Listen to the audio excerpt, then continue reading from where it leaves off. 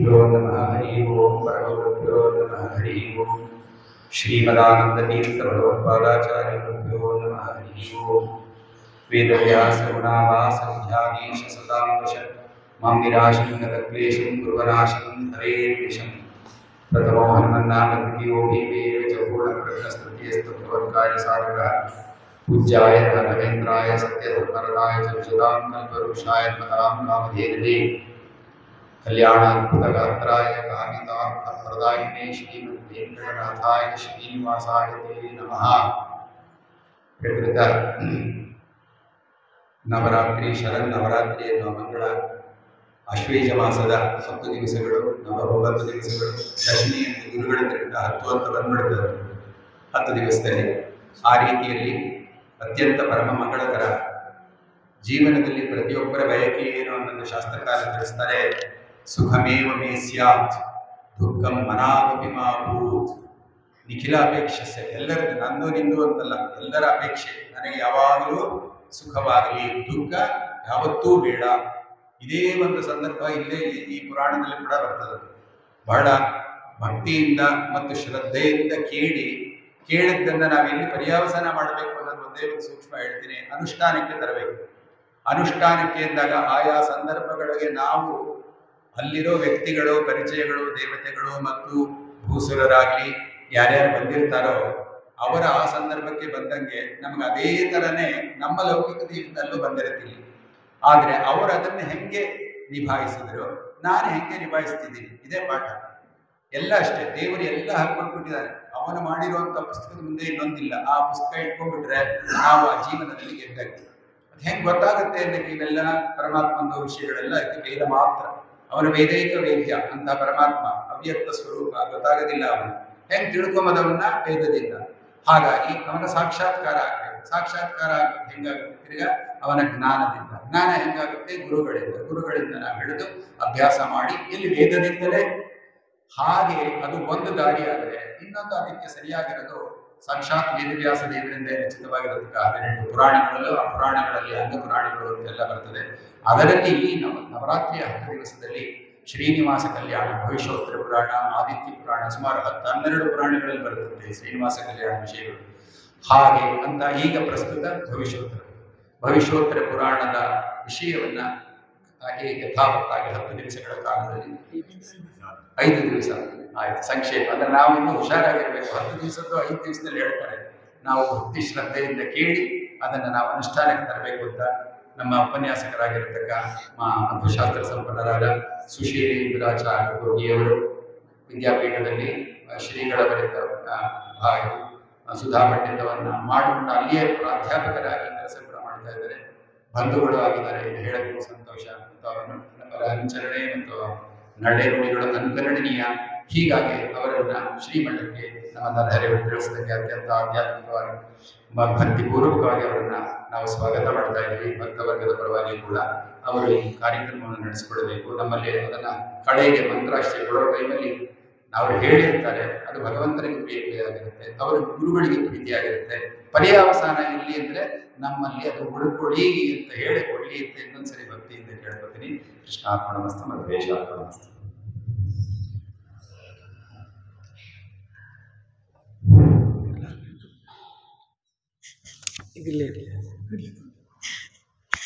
ಸರಿ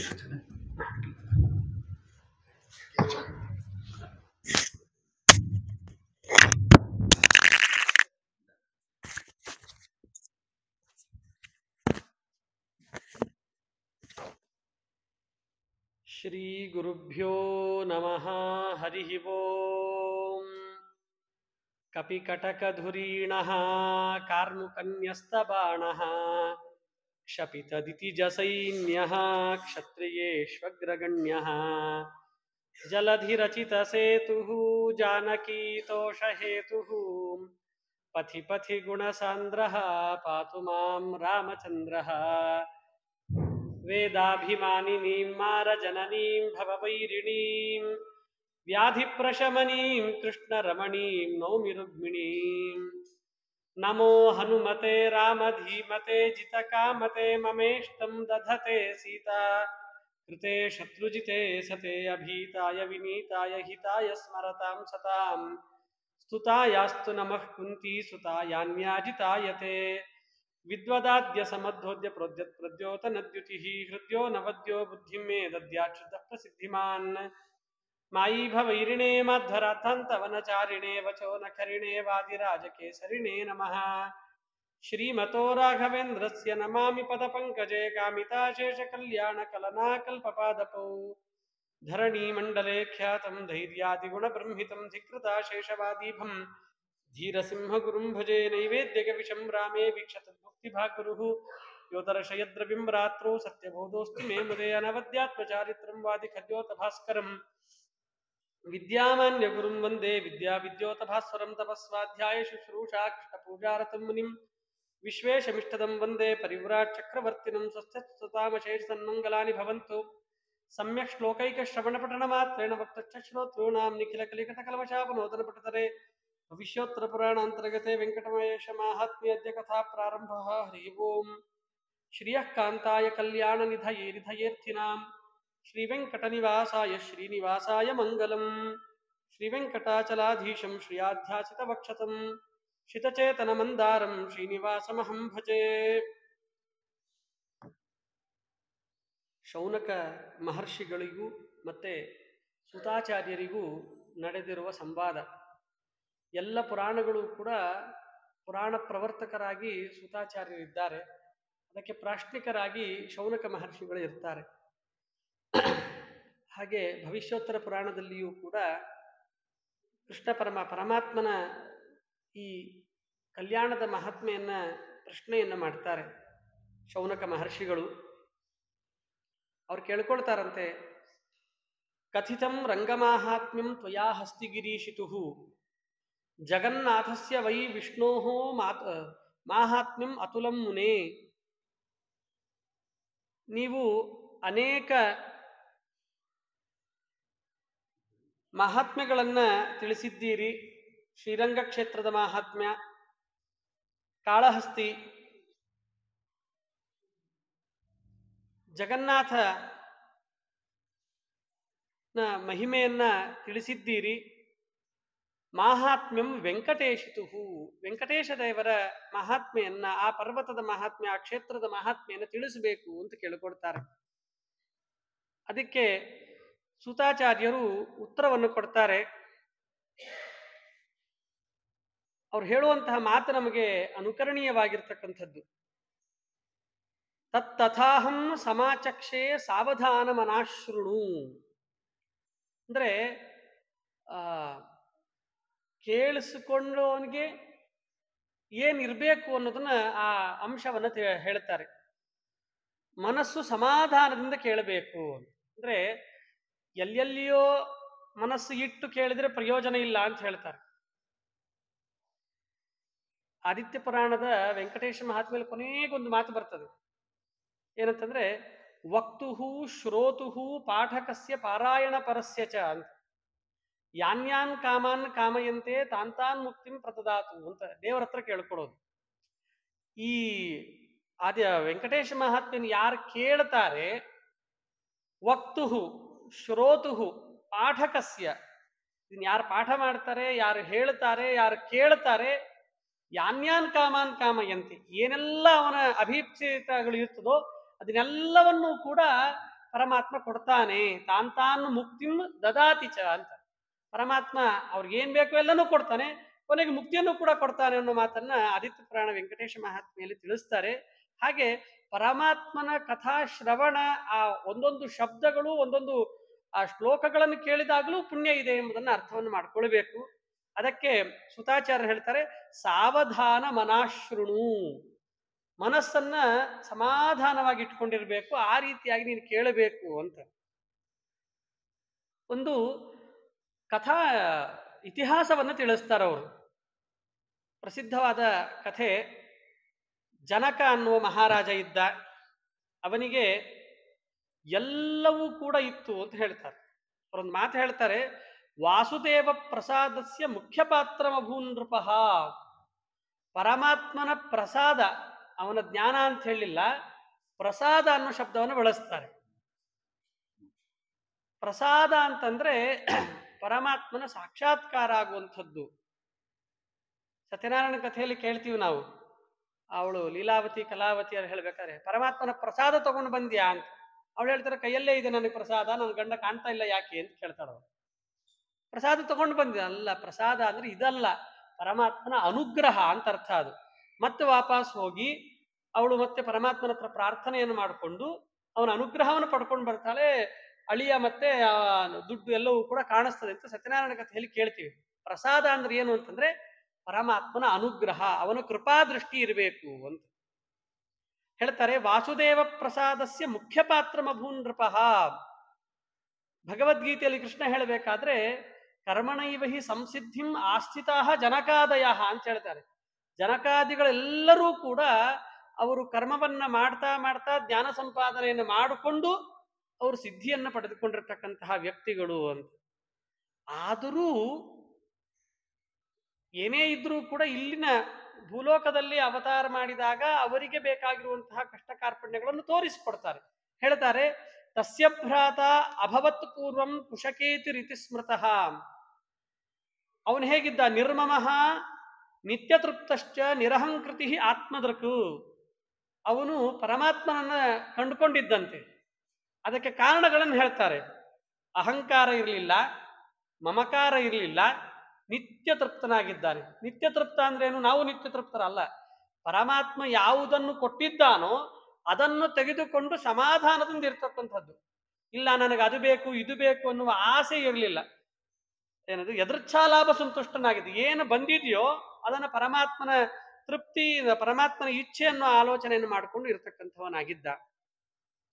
ಆ ಕುಶಕೇತುವಿಗೆ 3 ಜನ ಮಕ್ಕಳಂತೆ.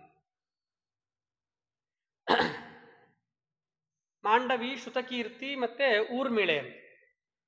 ಜನಕರ್ ಮಹಾರಾಜನಿಗೆ ಜಾನಕಿ ಎನ್ನುವ ಒಬ್ಬ ಮಗಳು. ಅವನದೊಂದು ಸಂಕಲ್ಪ ಏನು ಅಂತಂದ್ರೆ, ಒಂದು ಸತಿ ಆಲೋಚನೆಯನ್ನು ಮಾಡ್ತಾನೆ. ಮನಸ್ಸಿ ಇತ್ತಂ ಅಚಿಂತಯತ್. ಮನುಷ್ಯ ಅಂದ ಮೇಲೆ ಕೆಟ್ಟ ಆಲೋಚನೆಗಳು ಬರೋದು ಸಹಜ. ಅವನ ಮನಸ್ಸಿನಲ್ಲಿ ಕೆಟ್ಟ ಆಲೋಚನೆ ಬಂತಂತ ಒಂದ್ಸತಿ. ಏನು ಅಂತಂದ್ರೆ, ಆಚಾರ್ಯ ಅವಾಗ್ಲೇ ಹೇಳಿದ್ರು, ಸುಖಮೇವ ಸದಾ ಮೇ ಸ್ಯಾತ್ ದುಃಖಂ ಮಾ ಭೂತ್ ಕದಾಚನ. ದುಃಖಂ ನ ವೀಕ್ಷೆ ನೇತ್ರಾಭ್ಯಾಂ ಸುಖಂ ವೀಕ್ಷೆ ಸದಾತ್ಮನಃ. ಮನುಷ್ಯ ಅಂತ ಆದ ಮೇಲೆ, ಭೂಲೋಕದಲ್ಲಿ ಅವತಾರ ಮಾಡಿದ್ದೀವಿ ಅಂತ, ಭೂಲೋಕದಲ್ಲಿ ಹುಟ್ಟಿದೀವಿ ಅಂತ ಆದ ಮೇಲೆ ಕಲಿಕಾಲದ ಪ್ರಭಾವ ಎಲ್ಲರಿಗೂ ಆಗತ್ತೆ. ಕಲಿಯುಗದಲ್ಲಿ ಜಾಸ್ತಿ ಕಲಿಕಾಲದ ಪ್ರಭಾವ ಆಗತ್ತೆ.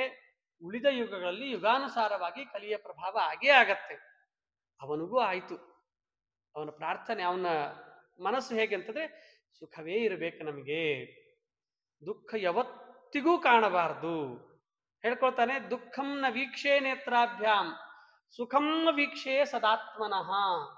ಮನಸ್ಸಿನಿಂದಲೂ ಕೂಡ ಸುಖವೇ ಇರಬೇಕು ನನಗೆ, ಮನಸ್ಸಿನಲ್ಲಿಯೂ ದುಃಖ ಆಗಬಾರದು ಅನ್ನೋ ಲೆಕ್ಕಲ್ಲಿ. ಸದಾ ಆತ್ಮನಃ ಅಂದ್ರೆ ಆತ್ಮ ಶಬ್ದಕ್ಕೆ ಮನಸ್ಸು ಅಂತ ಅರ್ಥ. ಮನಸ್ಸಿನಿಂದ ಯಾವಾಗಲೂ ಕೂಡ ನನಗೆ ಸುಖವೇ ಇರಬೇಕು, ಕಣ್ಣಿನಿಂದಲೂ ಕೂಡ ನಾನು ದುಃಖವನ್ನು ನೋಡಬಾರದು ಅಂತ. ಇದು ಅಸಾಧು ಸಮ್ಮತವಾದ ಸಿದ್ಧಾಂತ. ಇದು ವಾಸ್ತವಿಕವಾಗಿ ಇರಬಾರ್ದು ಅಂತ ಹೇಳ್ತಾನೆ.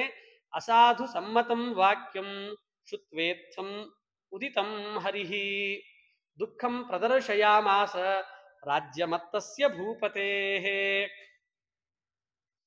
ಪರಮಾತ್ಮ ಅವನಿಗೆ ಒಳ್ಳೆ ಮಾತನ್ನು ಹೇಳ್ತಾರೆ. ದುಃಖಂ ಪ್ರದರ್ಶಯಾಮಾಸ, ದುಃಖವನ್ನು ತೋರಿಸಿದ, ನಡೆದಿದ್ದಲ್ಲ ತೋರಿಸಿದ ಅಂತ ಅರ್ಥ.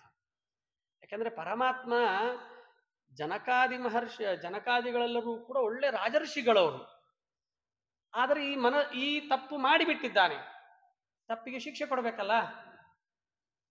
ಒಳ್ಳೊಳ್ಳೆ ವ್ಯಕ್ತಿಗಳು, ಒಳ್ಳೊಳ್ಳೆ ಸಾಧನೆಗಳನ್ನು ಮಾಡ್ತಕ್ಕಂತಹ ವ್ಯಕ್ತಿಗಳಿಗೆ ಪರಮಾತ್ಮ ಅದನ್ನ ಕೇವಲ ಕನಸಿನಲ್ಲಿ ತೋರಿಸಿ ಮುಗಿಸಿ ಬಿಡ್ತಾನೆ. ನಾವು ಮಾಡಿರುವ ಪಾಪಗಳಿಗೆ ಪರಿಹಾರವನ್ನ ಸಣ್ಣದರಲ್ಲಿ ಮುಗಿಸಿ ಬಿಡ್ತಾನೆ. ಯಾಕಂದ್ರೆ ಅವ್ರು ಮಾಡಿರೋ ಸಾಧನೆ ಅಂತದ್ದಾಗಿರ್ತದೆ. ಆದ್ರೆ ಅವ್ರು ಅದನ್ನ ಅನುಭವಿಸ್ಲೇಬೇಕು. ಎಲ್ಲಿ ಅನುಭವಿಸ್ತಾರೆ ಅಂತಂದ್ರೆ, ಕ್ಷಣಕಾಲದಲ್ಲಿ ಸ್ವಪ್ನದಲ್ಲಿ ಅದನ್ನೆಲ್ಲವನ್ನೂ ಕೂಡ ತೋರಿಸ್ತಾನೆ. ನಾವು ಅನ್ಕೊಂಡು ನನ್ನ ತಲೆ ಕಟ್ಕೊಂಡು ಸಾಯಬೇಕು ಅಂತ ಅನ್ಕೊಂಡಿದ್ದ. ಅವನ್ ಪ್ರಾರಬ್ಧ ಕರ್ಮ ಇತ್ತು, ತನ್ನ ತಲೆಯನ್ನು ತಾನೇ ಕಟ್ಕೊಂಡು ಸಾಯುವಂತಹ ಪ್ರಾರಬ್ಧ ಕರ್ಮ ಇತ್ತು. ಪರಿಹಾರ ಮಾಡೋದು ಹೇಗೆ? ಇದನ್ನ ದೇವರ ಆಲೋಚನೆ ಮಾಡೋದು. ಮಾಯಾ ಮಾತ್ರಂತು ಕಾರ್ಚನೆಯನ್ನು ಅನಭಿವ್ಯಕ್ತ ಸ್ವರೂಪತ್ವ ತನ್ನುವ ಬ್ರಹ್ಮಸೂತ್ರದ ವಿಷಯದಲ್ಲಿ ಹೇಳಬೇಕಾದ್ರೆ ಪರಮಾತ್ಮ ಅಲ್ಲಿ ಸೃಷ್ಟಿಯನ್ನು ಮಾಡ್ತಾನೆ. ನಮ್ಮ ಪ್ರಾರಬ್ಧ ಕರ್ಮಗಳಿಗೆ ಅನುಗುಣವಾಗಿ ಪರಮಾತ್ಮ ಅಲ್ಲಿ ಸೃಷ್ಟಿಯನ್ನು ಮಾಡಿ ತನ್ನ ತಲೆಯನ್ನ ತಾನೇ ಕಡ್ಕೊಳ್ಳೋ ಹಾಗೆ ಮಾಡಿ ತೋರಿಸಿ ಅದನ್ನೆಲ್ಲವನ್ನು ಅಲ್ಲಿಗೆ ಮುಗಿಸಿಬಿಡ್ತಾನಂತೆ. ಅದು ಯಾರಿಗೆ? ಜ್ಞಾನಿಗಳಿಗೆ. ಅಂಥದ್ದಿದ್ರೆ ನಮ್ಗೆಲ್ಲ ಆಗಲ್ಲ, ನೇರವಾಗಿ ಆಗತ್ತೆ ನಮ್ಗೆಲ್ಲ. ಯಾಕಂದ್ರೆ ಅಷ್ಟು ತಪ್ಪು ಮಾಡಿರ್ತೀವಿ ನಾವು. ಅದನ್ನ ಹೇಳಿದ್ರು, ದುಃಖಂ ಪ್ರದರ್ಶಯಾಮಾಸ ರಾಜ್ಯಮತ್ತಸ್ಯ ಭೂಪತೇಹೇ. ಏನ್ ತೋರಿಸಿದ? ತಮ್ಮ 3 ಮಕ್ಕಳಿದ್ದಾರೆ, ಅಕಾಲದಲ್ಲಿ ತಮ್ಮನ ಮರಣ ಹೊಂದೋ ರೀತಿಯಲ್ಲಿ ತೋರಿಸ್ತಾನೆ. ತೌ ದಂಪತಿ ನೃಪೋ ದೃಷ್ಟ್ವಾ ತ್ಯಕ್ತ ಪುತ್ರೌ ವಿಚ ಸುಖೋಚಿತವು. ತಮ್ಮನ ಹೆಂಡತಿಯು ಕೂಡ ಆ ಕಾಲದಲ್ಲಿ ಸಹಗಮನದ ಪದ್ಧತಿ ಇತ್ತು, ಅವಳು ಕೂಡ ಹೋಗ್ಲಿಕ್ಕೆ ತಯಾರಾಗಿದ್ದಾಳೆ, ಅಳತಾ ಇದ್ದಾಳೆ. ಅವನು ಹೇಳ್ತಾನಂತೆ, ವೃದ್ಧಂ ಮಾಂ ಜಾನಕೀಂ ತಥಾ ಹೇ ಭದ್ರೇ ಬಾಲಕಾನ್ ತ್ಯಕ್ತ್ವಾ ವೃದ್ಧಂ ಮಾಂ ಜಾನಕೀಂ ತಥಾ ಕ್ವ ಗಚ್ಚಸಿ ವರಾರೋಹೇ ಪತಿಮಾಲಿಂಗ್ಯ ಮಂಗಲೇ. ಅವನು ಹೇಳ್ತಾನೆ, ಎಷ್ಟು ವರ್ಷ ಆಗಿದೆ ನನಗೆ ಅಂತಂದ್ರೆ 80,000 ವರ್ಷ ಆಗಿದೆ ನನಗೆ, ಒಂದಲ್ಲ ಎರಡಲ್ಲ, 80,000 ವರ್ಷ ಆಗಿದೆ. ನಾನು ನದೃಷ್ಟೋ ದುಃಖ ಸಂಚಯ, ಒಂದು ದಿವಸ ನಾನು ದುಃಖವನ್ನು ಪಡಲಿಲ್ಲ. ಅದ್ಯ ದೃಷ್ಟ, ನನ್ನ ತಮ್ಮ ಹೋಗಿದಾನಲ್ಲ, ಇವತ್ತು ದುಃಖವನ್ನು ಕಾಣ್ತಾ ಇದ್ದೇನೆ ನಾನು.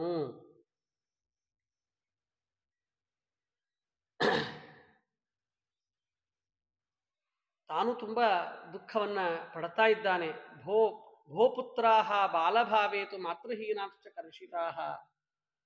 ತುಂಬಾ ಚಿಕ್ಕ ವಯಸ್ಸು, ಇನ್ನೂ ತುಂಬಾ ಸಣ್ಣ ವಯಸ್ಸಿನ ಮಕ್ಕಳು 3 ಜನ, ಎಲ್ಲ ತಂದೆ ತಾಯಿಗಳನ್ನು ಕಳ್ಕೊಂಡಿದ್ದಾರೆ. ಅವರನ್ನು ನೋಡ್ಬೇಕಲ್ಲ, ಇದು ಹೋಗೋರು ಹೋಗಿರ್ತಾರೆ, ಆ ತಂದೆ ತಾಯಿ ಮಕ್ಕಳು ಇಲ್ದೇ ಇರೋರನ್ನು ನೋಡೋ ಸಂಕಟ ಇದೆಯಲ್ಲ, ತುಂಬಾ ದುಃಖ ಆಗ್ತಾ ಇದೆ ಅಂತ ಹೇಳ್ತಾರೆ.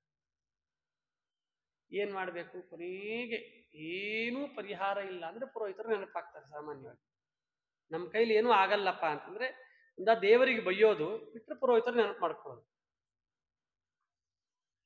ತ್ಯಕ್ತಾನ್ನ ತ್ಯಕ್ತಭೋಗಶ್ಚ ತ್ಯಕ್ತನಿದ್ರಃ ಅತಿಕರ್ಷಿತಃ ತಸ್ಯ ದುಃಖೋಪಶಾಂತ್ಯರ್ಥಂ ಶತಾನಂದ ಪುರೋಹಿತಃ ಸಂಪ್ರಾಪ್ತಃ ದೈವಯೋಗೇನ ವಾಮದೇವಾನುಜೋ ಮುನಿಃ.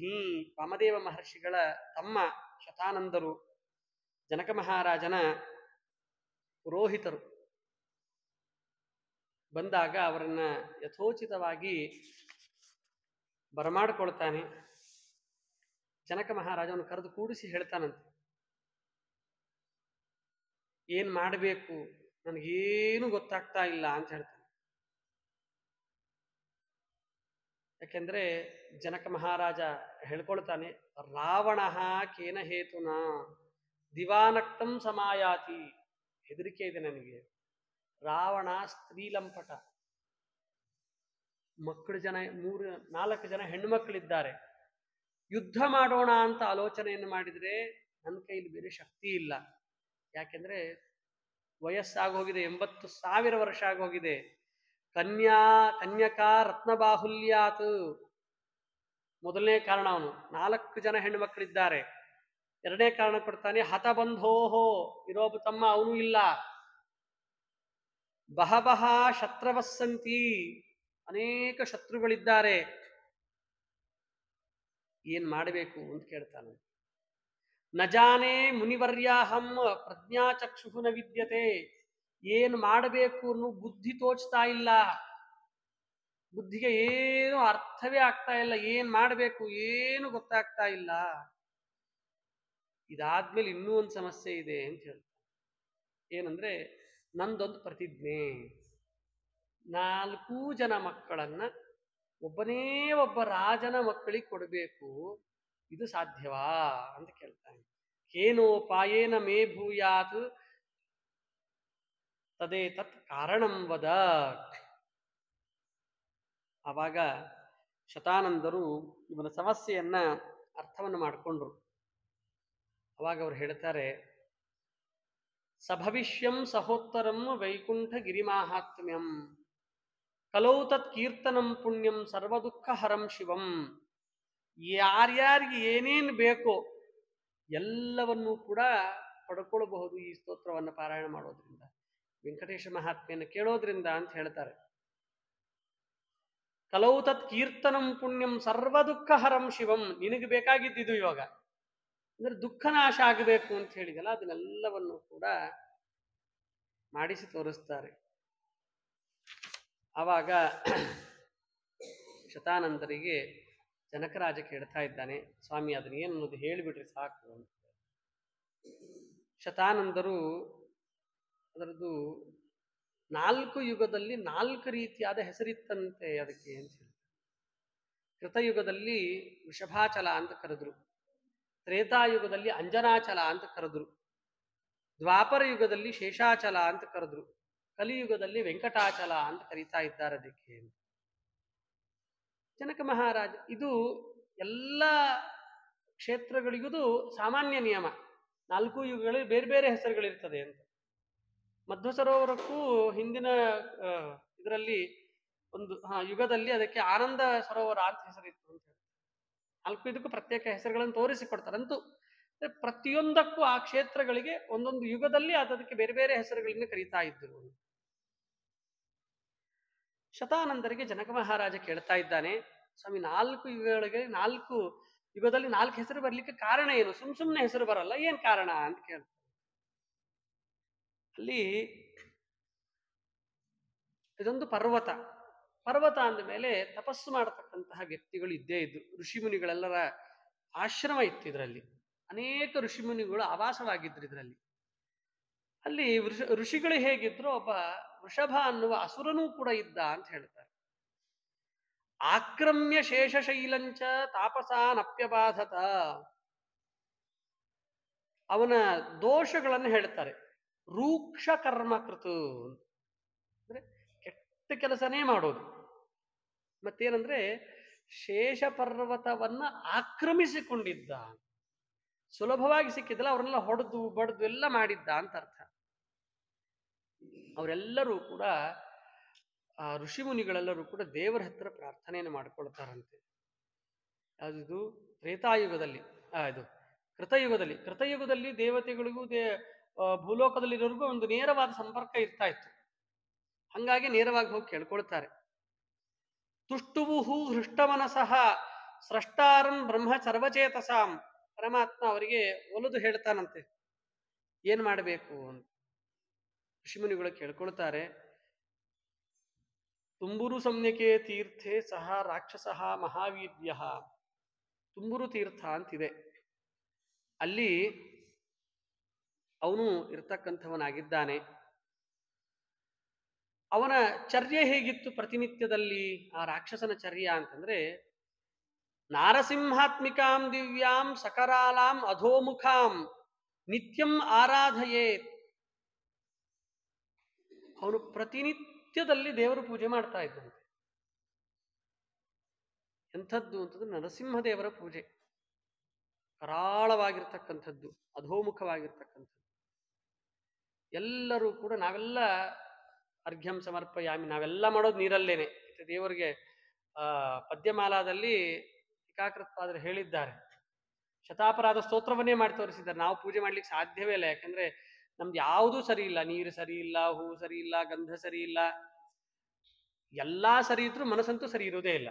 ಇಂಥ ಪರಿಸ್ಥಿತಿಯಲ್ಲಿ ನಾವಿದ್ದೇವೆ.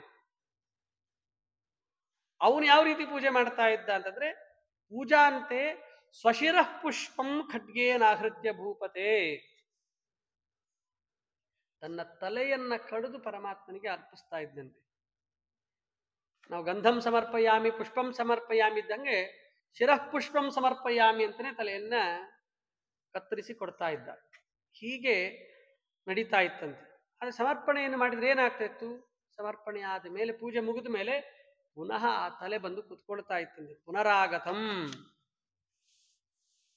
ಆವಾಗ ದೇವರು ಅವನಿಗೆ ಅದರಿಂದನೇ ಒಲದ್ನಂತೆ. ಯಾವುದರಿಂದ?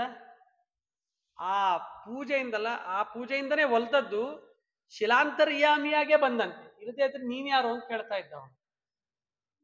ಅವನು ಯಾವ್ದು ಉಪಾಸನೆಯನ್ನು ಮಾಡ್ತಾ ಇದ್ನೋ ಆ ಉಪಾಸನೆ ಮಾಡುವ ಪ್ರತಿಮೆಯಿಂದಲೇನೆ ಹೊರಗೆ ಬಂದ. ಅಂದ್ರೆ ನಾನು ಪೂಜೆ ಮಾಡಿದ್ರಿಂದಲೇ ಒಲ್ದ ಅನ್ನೋ ಭಾವನೆ ಅವನಿಗೆ ಬರಬೇಕು. ಆ ರೀತಿಯಾಗಿ ಮಾಡಿದಾಗ ದೇವರನ್ನು ದೊಡ್ಡ ನಮಸ್ಕಾರ ಹಾಕ್ತಾನಂತೆ ಶಭಾಸುರ.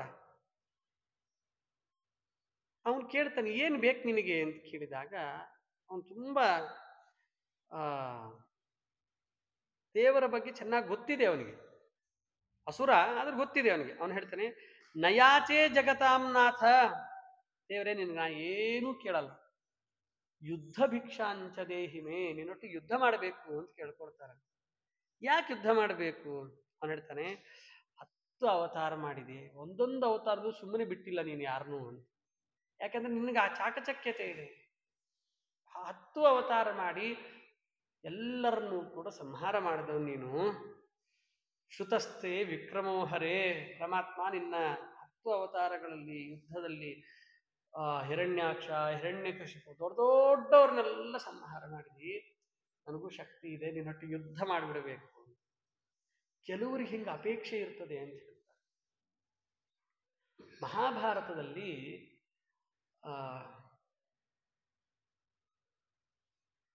ಪ್ರಹ್ಲಾದರಾಜರ ಭೀಮಸೇನ ದೇವರಿಂದ ಸಾಯಬೇಕು ಅಂತ ಸಾಯ್ತಾನಂತೆ. ಬಾಲ್ಮೀಕ ಮಹಾರಾಜ ಬೇಕು ಅಂತ ಸಾಯ್ತಾನಂತೆ ಭೀಮಸೇನ ದೇವರು. ಅವನು ತೋರಿಸಿಕೊಡ್ತಾನಂತೆ ಬಾಲ್ಮೀಕ ರಾಜ. ಅವನು ಎಷ್ಟು ವೃದ್ಧನಾಗಿದ್ದ ಅಂತಂದ್ರೆ ಈ ಕಣ್ಣಿನ ರೆಪ್ಪೆಗಳೆಲ್ಲ ಕೆಳಗೆ ಬಂದ್ಬಿಡ್ತಿದ್ದಂತೆ. ಅದನ್ನು ಹಿಂಗೆ ಎತ್ತಿ ಕಟ್ಟಿಕೊಂಡು ಬಟ್ಟೆ ಕಟ್ಕೊಂಡು ಯುದ್ಧ ಮಾಡ್ತಾ ಇದ್ದಾನೆ, ಕಣ್ಣಿಗೆ ನನಗೆ ಯುದ್ಧಕ್ಕೆ ತೊಂದರೆ ಆಗ್ಬಾರ್ದು. ಕೊನೆಗೆ ಭೀಮಸೇನ ದೇವರು ಅದೇ ಕೆಲಸವನ್ನು ಮಾಡ್ತಾರೆ. ಆ ಕಣ್ಣಿನ ಬಟ್ಟೆಗೆ ಕಟ್ಕೊಂಡಿದ್ನಲ್ಲ ಮೇಲುಗಡೆಗೆ, ಆ ಬಟ್ಟೆಗೆ ಒಂದು ಬಾಣ ಹೊಡೆದು ಅದು ಕಣ್ಣು ಮುಚ್ಚೋ ಹಂಗೆ ಮಾಡಿ ಆಮೇಲೆ ಅವನನ್ನು ಸಾಯಿಸ್ತಾರೆ. ಅವ್ನು ಕೇಳ್ತಾನೆ, ಸಾಯುವುದಾದ್ರೆ ನಿನ್ ಕೈಯಿಂದ ಸಾಯ್ತೇನೆ ಭೀಮಾ ಅಂತ ಹೇಳ್ತಾನೆ. ಇವನಿಗೂ ಹಂಗೆ ಏನಂತಂದ್ರೆ, ಪರಮಾತ್ಮ ನಿನ್ನತ್ರ ಯುದ್ಧವನ್ನು ಮಾಡಬೇಕು ಅನ್ನೋ ಆಸೆ. ಅದ್ಯತಂ ಸತ್ಯಮಾಧತ್ವ ವಿಕ್ರಮಂ ಪುರುಷೋತ್ತಮ ದೇವ ತದ್ಭಾರತೀಂ ಶುತ್ವ ಕಿಂಚಿದ್ ಹಾಸ್ಯ ಮುಖವಹಿ. ನಗತಾ ಇದ್ದಾನಂತೆ. ಇಬ್ಬರದು ಯುದ್ಧ ಶುರು ಆಯಿತು. ಯತ್ಕೃತಂ ಶ್ರೀನಿವಾಸೇನ ತತ್ಕೃತಂ ವೃಷಭೇಣ ಚ. ದೇವರು ಏನೇನು ಮಾಡ್ತಾ ಇದ್ದಾನೋ ಎಲ್ಲವನ್ನೂ ಕೂಡ ಅವನು ಮಾಡ್ತಾನೆ. ಪರಮಾತ್ಮನದ್ದು ಸ್ವಭಾವ, ಇವನದು ಪ್ರಭಾವ. ಪ್ರಭಾವ ಯಾರ್ದು ಅಂತ ಕೇಳಬೇಕಷ್ಟೆ. ತನ್ನ ಆಸುರಿ ಶಕ್ತಿಯ ಪ್ರಭಾವದಿಂದ ಮಾಡ್ತಾ ಇದ್ದಾನೆ. ತದ್ಯುದ್ಧ ಕೌಶಲಂ ದೃಷ್ಟ ಭಗವಾನ್ ಪರ್ಯಪೂಜಯತ್. ಅವನು ದೇವರು ಮಾಡಿದ್ದಕ್ಕೆ ಅವನು ಪ್ರತಿಯಾಗಿ ಮಾಡಿದ್ರೆ ದೇವ್ರು ಏನು ಹೇಳಬೇಕು? ಚಲೋ ಚಲೋ ಫಸ್ಟ್ ಕ್ಲಾಸ್ ಕೆಲಸ ಮಾಡಿದ್ದೀನಿ ಅಂತ ಹೇಳ್ತೀನಿ. ಭಾರಿ ಕೆಲಸ, ಅವನು ಬಾಣಪ್ರೇಮ ಇವನು ಬಾಣಪ್ರೇಮ, ಶಬಾಷ್ ಶಬಾಷ್ ಅಂತ ಹೇಳ್ತೀನಿ. ಪರ್ಯಪೂಜಯತು ಅಂತ ಹೇಳ್ತಾರೆ ಭಗವಾನ್. ಯಾಕೆಂದ್ರೆ ಕುರಿಯನ್ನ ಕೊಲ್ಲಬೇಕಾದ್ರೆ ಮೊದಲು ಕುಪ್ಪಿಸ್ಬೇಕು. ಆ ರೀತಿಯಾಗಿ ದುರ್ಯೋಧನ ಸಾಯುವ ಸಂದರ್ಭದಲ್ಲಿ ಪುಷ್ಪವೃಷ್ಟಿ ಆಯ್ತು. ಯಾಕೋಸ್ಕರ ಅಂದರೆ ಅವನಿಗೇನು ಬುದ್ಧಿ ಬಂತು? ನಾ ಮಾಡಿದ್ದೆಲ್ಲ ಸತ್ಯ, ಅದಕ್ಕೋಸ್ಕರ ಪುಷ್ಪವೃಷ್ಟಿ ಆಗಿದೆ. ವಾಸ್ತವಿಕವಾಗಿ ಅದಕ್ಕಾಗಿದ್ದಲ್ಲ, ಅದು ಆ ಭ್ರಮೆ ಹುಟ್ಲಿ ಅಂತಲೇ ಮಾಡಿದ್ದು. ಹಾಗೆ ಪರಮಾತ್ಮನು ಕೂಡ ಭಗವಾನ್ ಪರ್ಯಪೂಜಯತ್ತು, ಪರಮಾತ್ಮನು ಕೂಡ ಅದು ಶಭಾಷ್ ಅಂತಾನೆ. ತತ್ರಸ್ಥಂ ವಾಸುದೇವಂಚ ವಿಶ್ವರೂಪಿಣಮವ್ಯಂ ಸಹಸ್ರಭುಜ ಸಂಯುಕ್ತಂ ಸಹಸ್ರಾಯುಧ ಭೂಷಿತಂ. ಪರಮಾತ್ಮ ಒಂದು ಗರುಡನ ಮೇಲೆ ಕೂತ್ಕೊಂಡು 10,000 ಕೈಗಳನ್ನು ತಗೊಳ್ತಾನಂತೆ. ತನ್ಮಾಯಾಮ ರಾಕ್ಷಸೋ ದೃಷ್ಟ ಸಯಂಚ ಗರುಡಂ ಹರಿಂ ದರ್ಶಯನ್ ವ್ಯಂಜಯಾಮಾಸ ಸ್ವಮಾಯಾಂ ಸುರಮೋಹಿನಿ. ಇವನೂ ಕೂಡ ಹಂಗೆ ರೆಡಿ ಆಗ್ತಾನೆ. ದೇವ್ರ ಹಂಗಿದಾನಲ್ಲ, ದೇವ್ರಂತೆ ನಾನು ಕೂಡ ಅಂತ ಹೇಳಿ ತಾನೂ ಒಂದು ಗರುಡನನ್ನು ಸೃಷ್ಟಿ ಮಾಡಿಕೊಂಡ, ತಾನೂ 10,000 ಭುಜಗಳನ್ನು ಹಿಡ್ಕೊಂಡು ತಾನೂ ನಿಂತ್ಕೊಳ್ತಾ ಇದ್ದಾನೆ. ಇಷ್ಟೆಲ್ಲ ಯುದ್ಧ ಆದ ಮೇಲೆ ಪರಮಾತ್ಮ ಒಂದು ಮಾತು ಹೇಳ್ತಾನಂತೆ, ಹರಿಷ್ಯೇತೆ ಶಿರಃಕಾಯ ಯಥಾ ಪಕ್ವಫಲಂ ದುರ್ಮಾತು. ಆವಾಗ ಪರಮಾತ್ಮ ಹೇಳ್ತಾನೆ ಅವನಿಗೆ, ನಿನ್ನ ತಲೆಯನ್ನು ಕತ್ತರಿಸ್ತೇನೆ ನನ್ನ ಚಕ್ರದಿಂದ ಅಂತ ಹೇಳ. ಆವಾಗ ವೃಷಭನಿಗೆ ಅಷ್ಟೋ ತನಕ ಯುದ್ಧ ಆಡಿ ಆಸುರಿ ಸ್ವಭಾವ ಕಮ್ಮಿ ಆಗಿತ್ತು, ಹೋಗಿತ್ತು ಅಂತ ಹೇಳಬಾರ್ದು, ಕಮ್ಮಿ ಆಗಿತ್ತು. ಅವನು ಹೇಳ್ತಾನೆ ಮಾತುಗಳನ್ನು ಕೇಳಬೇಕು. ಯಚ್ಚಕ್ರೇಣ ಪ್ರತಪ್ತಸ್ತು ಮುಕ್ತಿಮೇತಿನ ಸಂಶಯ ಚಕ್ರಪಾಣೆ ನಮಸ್ತುಭ್ಯಂ ಚಕ್ರಸ್ಯ ಚರಿತಂ ಶ್ರುತಂ. ಯಚ್ಚಕ್ರೇಣ ಪ್ರತಪ್ತಸ್ತು ಮುಕ್ತಿಮೇತಿನ ಸಂಶಯ ಯಚ್ಚಕ್ರೇಣ ಪುರಾ ರಾಜ ಕೀರ್ತಿಮಾನ್ ಕೀರ್ತಿಮಾಪ್ನುಯಾತ್ ತಚ್ಚಕ್ರೇಣ ಹತಃ ಶೀಘ್ರಂ ಗಚ್ಚಾಮಿ ತವ ಮಂದಿರಂ. ಪರಮಾತ್ಮ, ಇನ್ನು ಚಕ್ರದಿಂದ ಸಾಯಿಸಿಬಿಡಪ್ಪ. ಇದು ಚಕ್ರಕ್ಕೆ ದುರ್ಗಾಭಿಮಾನಿ ದೇವತೆ. ದುರ್ಗೆ ಹೋದ್ರೆ ನಮ್ಮ ಅಜ್ಞಾನ ಎಲ್ಲವೂ ಕೂಡ ಹೋಗುತ್ತೆ. ಮೋಕ್ಷಕ್ಕೆ ಹೋಗ್ತೀವಿ ನಾವು ಅಂತ ಹೇಳ್ತಾರೆ. ಮುಕ್ತಿ ಮೇತಿನ ಸಂಶಯ. ಆ ಚಕ್ರವನ್ನ ಪ್ರತಪ್ತ ನಾವು ಬಿಸಿ ಮಾಡಿಕೊಂಡು ಹಚ್ಕೊಂಡ್ರೆ ಸಾಕು, ಅದರಿಂದ ಮುಕ್ತಿಯನ್ನು ಹೊಂದುತ್ತಾ ಇದ್ದೇವೆ. ತಚ್ಚಕ್ರೇಣ ಹತಃ ಶೀಘ್ರಂ ಗಚ್ಚಾಮಿ ತವ ಮಂದಿರಂ. ನೋಡ್ರಿ, ತಾನೇ ಇಷ್ಟು ಸತಿ ಕತ್ತರಿಸ್ಕೊಂಡಿದ್ದ ತಲೆನ ಯಾವತ್ತೂ ಅದು ಮುಕ್ತಿಗೆ ಹೋಗ್ಲಿಕ್ಕೆ ಸಾಧನೆ ಆಗಿರಲಿಲ್ಲ. ಪರಮಾತ್ಮನ ಆ ಚಕ್ರದ ಪ್ರಭಾವ ಅವನ ಶಿರಸ್ಸನ್ನು ತುಂಡರಿಸ್ತದೆ. ತಚ್ಚಕ್ರೇಣ ಗತಶೀಘ್ರಂ ಗಚ್ಚಾಮಿ ತವ ಮಂದಿರ. ನಿನ್ನ ಲೋಕಕ್ಕೆ ನಾನು ಹೋಗ್ತೇನಪ್ಪ, ಹಾಗಾಗಿ ಅದರಿಂದ ಮಾಡು ಅಂತ ಕೇಳ್ಕೊಳ್ತಾನೆ. ಅವನ ಮಾತಿನಂತೆ ಕೊನೆಗೆ ಅವನು ಹೇಳ್ತಾನಂತೆ, ನಾನು ನೀನು ಹೊಡೆದಾಡಿದ್ವಲ್ಲ, ನನಗದೊಂದು ವರ ಕೊಡು. ವರಂ ಯಯಾಚೇ ವೃಷಭ ಶೈಲೋ ಮದಭಿದೋಸ್ತಿತಿ. ನನ್ನ ಹೆಸರಿನಿಂದ ಈ ಪರ್ವತ ಪ್ರಸಿದ್ಧ ಆಗಲಿ ಎಂದು ಕೇಳಿಕೊಂಡಿದ್ದಾನೆ. ಆ ಕ್ರಮದಲ್ಲಿ ಆದ್ದರಿಂದ ಪರಮಾತ್ಮ ಆ ವೃಷಭಾಸುರನನ್ನು ಸಂಹಾರವನ್ನು ಮಾಡಿ ತನ್ನ ಚಕ್ರದ ಪ್ರಭಾವವನ್ನು ತೋರಿಸಿ ಇದ್ದಾನಾದ್ದರಿಂದ ಅವನು ಕೇಳ್ಕೊಂಡಿದ್ದಾದ್ರಿಂದ ಈ ಪರ್ವತಕ್ಕೆ ವೃಷಭಾಚಲ ಅಂತ ಹೆಸರು ಬಂತು ಅಂತ ಹೇಳ್ತಾರೆ. ಅಂಜನಾಚಲ ಅಂತ ಯಾಕೆ ಬಂತು? ಕೇಸರಿ ಎನ್ನುವ ಕಪಿ, ಅವನ ಹೆಂಡತಿ ಅಂಜನಾದೇವಿ, ಅವಳಿಗೆ ಮಕ್ಕಳಿರಲಿಲ್ಲ ಅಂತ ಹೇಳ್ತಾರೆ. ಅಂಜನಾದೇವಿ ಮತಂಗ ಮಹರ್ಷಿಗಳ ಹತ್ತಿರ ಹೋಗಿ ಕೇಳ್ಕೊಳ್ತಾಳೆ. ಅವಾಗ ಅವರು ಹೇಳ್ತಾರೆ, ಉತ್ತರೇ ಸ್ವಾಮಿ ತೀರ್ಥಸ್ಯ ವರ್ತತೆ ಕ್ರೋಶ ಮಾತ್ರಕ್ಕೆ ವಿಯತ್ ಗಂಗೇತಿ ವಿಖ್ಯಾತ ತತ್ರ ಗಚ್ಚ ಯಥಾ ಸುಖಂ. ಆಕಾಶಗಂಗಾ ಅನ್ನುವ ಸ್ಥಳ ಇದೆ ಸ್ವಾಮಿ ಪುಷ್ಕರಣಿ ತಟದ ಉತ್ತರ ದಿಗ್ಭಾಗದಲ್ಲಿ. ಅಲ್ಲಿಗೆ ಹೋಗು, ಆ ಸ್ನಾನ ಮಾಡು, 12 ವರ್ಷಗಳ ಕಾಲ ತಪಸ್ಸನ್ನು ಮಾಡು. ಪುತ್ರೋ ಭವಿಷ್ಯತಿ ಗುಣಾಧಿಕ. ದೇವರನ್ನು ಕುರಿತು ತಪಸ್ಸನ್ನು ಮಾಡಿದರೆ ಒಳ್ಳೆ ಮಕ್ಕಳು ಹುಟ್ಟುತ್ತಾರೆ ಅಂತ ಅಂಜನಾದೇವಿ ತೋರಿಸಿಕೊಡ್ತಾರೆ. ಮತಂಗ ಮಹರ್ಷಿಗಳು ಹೇಳಿದ ಹಾಗೆ ಮೊದಲು ಸ್ವಾಮಿ ಪುಷ್ಕರಣಿಯಲ್ಲಿ ಸ್ನಾನವನ್ನು ಮಾಡಿದರು, ಅಶ್ವತ್ಥನ ಪ್ರದಕ್ಷಿಣೆಯನ್ನು ಮಾಡಿದರು.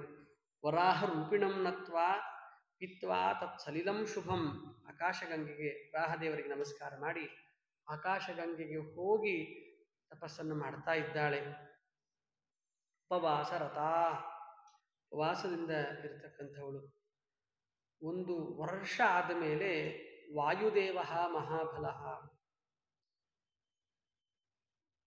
ಪ್ರತಿನಿತ್ಯ ಒಂದೊಂದು ಹಣ್ಣನ್ನು ಕೊಡ್ತಾ ಇದ್ರಂತೆ ವಾಯುದೇವರು. ಅಥೈಕಸ್ಮಿನ್ ದಿನೇ ವಾಯು ಫಲೇ ವೀರ್ಯಮಪೂರಯತ್. ಕೊಡಬೇಕಾದ್ರೆ ಒಂದು ದಿವಸ ಆ ಹಣ್ಣಿನಲ್ಲಿ ಶಕ್ತಿಯನ್ನ ಇಟ್ಟು ಕೊಡ್ತಾ ಇದ್ದಾರೆ. ಅದನ್ನು ತಿಂದಿರೋದ್ರಿಂದ ಅವಳಲ್ಲಿ ಗರ್ಭ ಎಂಬುದು ಉತ್ಪತ್ತಿ ಆಗ್ತಾ ಇದೆ. 10ನೆಯ ತಿಂಗಳ 9 ತಿಂಗಳು ತುಂಬಿದ ಮೇಲೆ ವಾಯುಗರ್ಭ ಸಮುದ್ಭವ, ವಾಯುದೇವರೇ ಅಲ್ಲಿ ಅವತಾರ ಮಾಡ್ತಾ ಇದ್ದಾರೆ.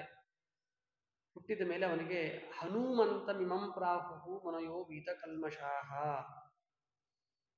ಆದ್ದರಿಂದ ಅಂಜನಾದೇವಿ ಈ ಪರ್ವತದಲ್ಲಿ ಇದ್ದುಕೊಂಡು ಹನುಮಂತನಂತಹ ಮಕ್ಕಳನ್ನು ಪಡೆದಿರೋದಕ್ಕೋಸ್ಕರವಾಗಿ ಅಂಜನಾಚಲ ಅಂಜನಾಚಲ ಅಂಜನಾಚಲ ಅಂತ ಕರೀತಾ ಇದ್ದಾರೆ.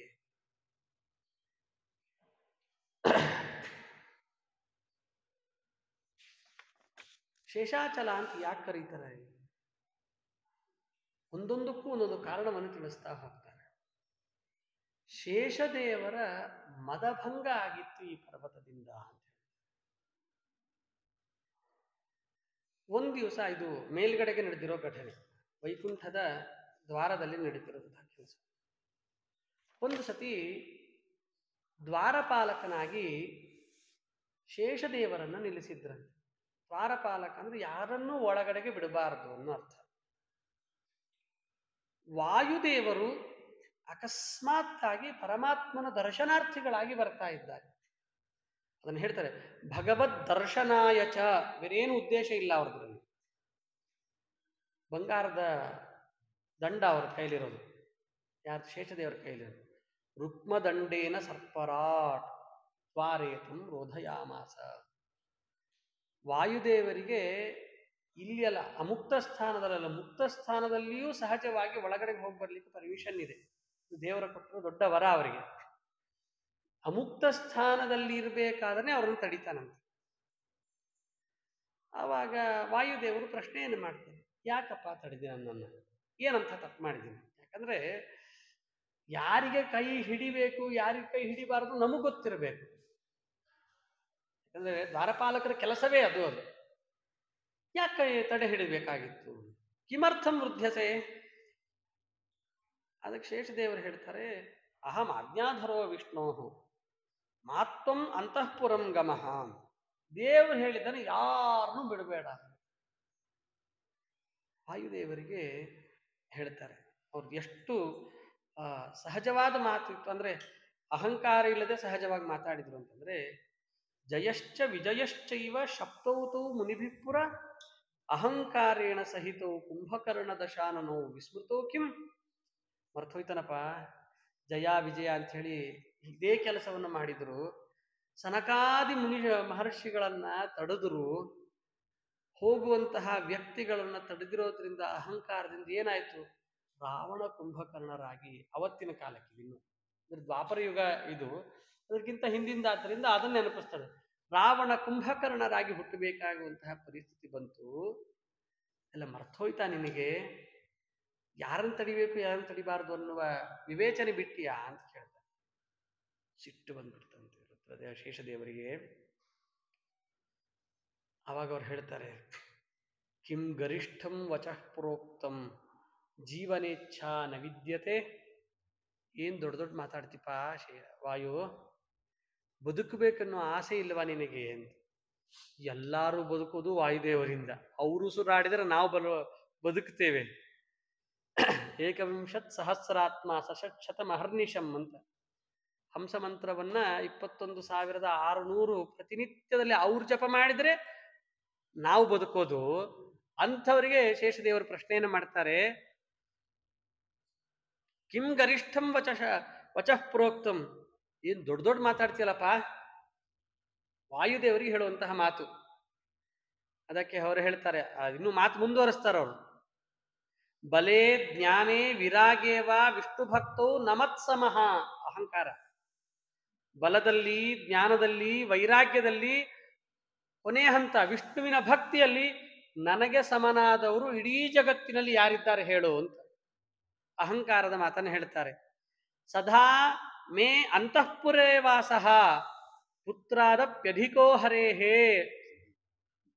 ಮಕ್ಕಳನ್ನ ಮನೆಯಲ್ಲಿ, ಮಕ್ಕಳನ್ನ ಎಲ್ಲಿ ಸಾಕ್ತೀವಿ ನಾವು? ನಮ್ಮ ಮನೆಯಲ್ಲಿ ಸಾಕ್ತೇವೆ. ಬೇಡದೇ ಇರೋರನ್ನ ಹೊರಗಡೆಗೆ ಸಾಕ್ತಾರೆ, ಹಾಸ್ಟೆಲಲ್ಲಿಟ್ಟು ಅಲ್ಲೆಲ್ಲ ಸಾಕೋದು ಯಾರನ್ನ? ನಮ್ಮ ಮಕ್ಕಳು ಬಿಟ್ಟು ಬೇರೆ ಯಾರಿದ್ರು ಕೂಡ ಅವ್ರಿಗೆ ಆ ರೀತಿಯ ಆಲೋಚನೆಯನ್ನು ಮಾಡ್ತೇವೆ. ಅವನು ಹೇಳ್ತಾನೆ, ಸದಾಮೇ ಅಂತಃಪುರೇ ವಾಸಃ. ನಿಮ್ಮನ್ನೆಲ್ಲ ಹೊರಗಿಟ್ಟಾನೆ, ನನ್ನನ್ನು ಮನೆ ಒಳಗೆ ಸೇರಿಸ್ಕೊಂಡಿದ್ದಾನೆ. ಅಂದ್ರೆ ನೀವ್ಯಾರೂ ಬೇಡಾಗಿದ್ದೀರಿ, ನಾನು ಅತ್ಯಂತ ಬೇಕಾಗಿರುವಂತಹ ವ್ಯಕ್ತಿ. ಲೋಕಾನಾಂತು ಹಿತಾರ್ಥಾಯ ಹಿತಾರ್ಥಂ ಜಗದೀಶಿತು. ಇದು ತುಂಬಾ ದೊಡ್ಡದಾದ ಅಪರಾಧ ಅವರದು. ಜಗದೀಶಿತು ಹಿತಾರ್ಥಂ, ಲೋಕಾನಾಂತು ಹಿತಾರ್ಥಾಯ, ಎಲ್ಲರಿಗೂ ಕೂಡ ಒಳ್ಳೇದಾಗಲಿ ಅನುಕೂಲ ಆಗಲಿ ಅಂತ ಇಟ್ಕೊಂಡಿದ್ದಾರೆ. ಸರಿ, ಪರಮಾತ್ಮನಿಗೂ ಅನುಕೂಲ ಆಗಲಿ ಅಂತ ಇಟ್ಕೊಂಡಿದ್ದಾನೆ. ಈ ಮಾತು ನೋಡಿದಾಗ ಸ್ಥಾಪಿತೋಸ್ಮಿ ದ್ವಾರವತ್ಯೈ ಲಕ್ಷ್ಮಿಯ ನಾರಾಯಣೇನ ಚ, ಅವ್ರಿಗೆ ಅನುಕೂಲ ಆಗಲಿ ಅಂತ ನನ್ನನ್ನು ಉಪಯೋಗಿಸ್ಕೊಳ್ತಾ ಇದ್ದಾರೆ ಅಂತ ದೇವರ ಮೇಲೆ ಇದು. ಆವಾಗ ವಾಯುದೇವರು ಹೇಳಿದ್ರು, ತುಂಬಾ ಸೊಗಸಾದ ಮಾತನ್ನು ಹೇಳುತ್ತಾರೆ. ಎರಡು ಪ್ರಾಣಿಗಳು ಇದೆ. ಒಂದು ಆನೆ, ಇನ್ನೊಂದು ಬೆಕ್ಕು. ಬೆಕ್ಕು ಮನೆ ತುಂಬಾ ಓಡಾಡ್ತದೆ, ಆನೆ ಹೊರಗಡೆ ಇರ್ತದೆ. ಯಾರೇನಂತೀರಿ? ಬೆಕ್ಕು ಶ್ರೇಷ್ಠರಿ, ಎಲ್ಲ ಒಳಗೋಡಾಡ್ತದೆ, ಆನೆಗೇನು ಶಕ್ತಿನೇ ಇಲ್ಲ ಅಂತೀರಾ? ಅದಕ್ಕೆ ಹೇಳ್ತಾರೆ, ಬಿಡಾಲಹ ಅಂತಸ್ಥಿತೋ ವಾಪಿ ಬಹಿಷ್ಠೇಭ ಸಮೋನಹಿ. ಹೊರಗಡೆ ಇರೋ ಆನೆಗೆ ಸಮ ಆಗಲ್ಲ. ಆನೆನೇ, ಬೆಕ್ಕು ಬೆಕ್ಕೆ. ಬೆಕ್ಕು ಕದ್ದು ಮುಚ್ಚಿ ಹಾಲು ಕುಡಿತದೆ, ಆನೆ ಯಾವತ್ತೂ ಹಂಗೆ ಮಾಡಲ್ಲ. ಅಂದ್ರೆ ಬೆಕ್ಕು ಒಳಗಡೆ ಇದೆ ಅಂತ ಮಾತ್ರಕ್ಕೆ ಸಾವಿರಾರು ಅವ್ಯವಹಾರಗಳನ್ನು ಮಾಡ್ತದೆ. ಅಜ್ಞಾನಾದಿಗಳೆಲ್ಲ ತುಂಬಿಕೊಂಡಿರ್ತದೆ ಅದಕ್ಕೆ. ಆದ್ರೆ ನಾನೇ ಎಲ್ಲ ಮನೆಯೊಳಗಡೆ ಇರುವಂತಹ ರಾಜ ಹುಲಿ ಅಂತ ಅನ್ಕೊಳ್ತದಷ್ಟೇ, ಅದಕ್ಕೆ ಯಾವುದಕ್ಕೂ ಆಗಲ್ಲ. ಶಯಾನಮಪಿ ರತ್ನ ಪರ್ಯಂಕೆ ರಾಜಾನಮಪಿ ಸೇವತೆ.